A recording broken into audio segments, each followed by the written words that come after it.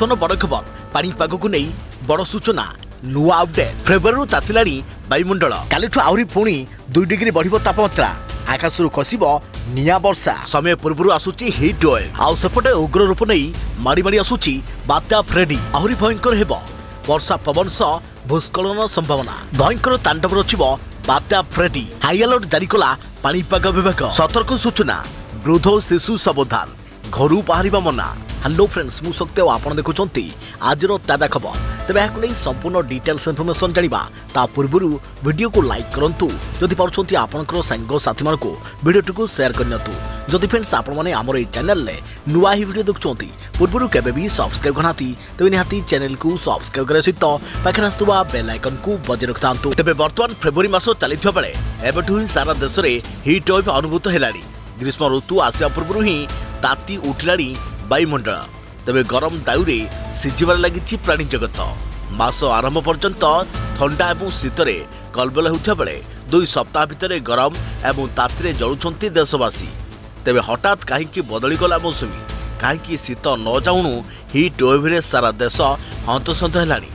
पाणीपाग विभाग सूचना अनुसार किछिटा स्थानर तापमात्रा 40 डिग्री ऊपर पहुंची समय पूर्व स्वाभाविक अपेक्षा तापमात्रा अधिक रेकर्ड होइथारु चलित वर्ष गरम रेकर्ड भांगियो बोली अनुमान करा जाउछि। तेबे राजधानी दिल्ली रे तापमात्रा 30 डिग्री पार कर साइथा बेले राजस्थान रे 40 डिग्री निकटतरे होछि तापमात्रा तेबे यार मुख्य कारण जलवायु परिवर्तन बोली कुहा जाउछि। तेबे अनेक समय यार कारण स्थानीय कारण बा स्वल्प म्यादी पाणीपाग मध्य होई पारे एमिति हेबा पछरे एकाधिक कारण रहिथवा कहिछि पाणीपाग विभाग।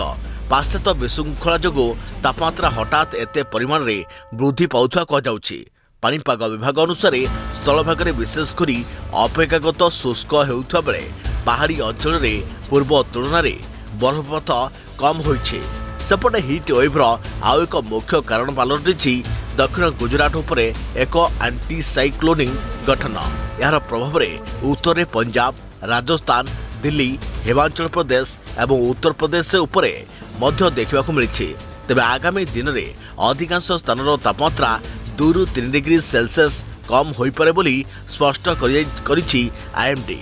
किंतु वैश्विक स्तर में चलित थर गरम गत 2 वर्ष अपेक्षा सामान्य अधिक होबार संभावना रही। आउ सेपटे उग्र रूप नेउछि बात्या फ्रेडी करिपारे बहु क्षयक्षति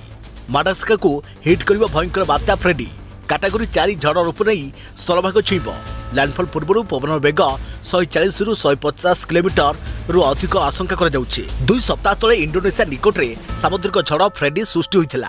तेबे फेब्रुआरी 6 तारिख रे इंडोनेशिया निकट रे सृष्टि होइथिला फ्रेडी 14 दिन भितर भारतर महासागर रे 4000 माइल अतिक्रम करिछि एही बात्या इंटरनेशनल स्पेस स्टेशन रु फ्रेडी झड़र आखि कैद होइछि। भारत महासागर ऊपर देई गति करिबा समय एही बात्यार चित्र कैद होइछि अति भयंकर दृश्य एबे माडागास्कर मुहा होइछि बात्या उग्र रूप धरी आग को बढ़ुछि। बात्या फ्रेडी प्रभाव में वर्षा बन्या सांगकु भूस्खलन आशंका रही बड़ बड़ जुआर उपकूल आड़ को प्रभावित करिपारे एनी सतर्क करिछि स्थानीय प्रशासन।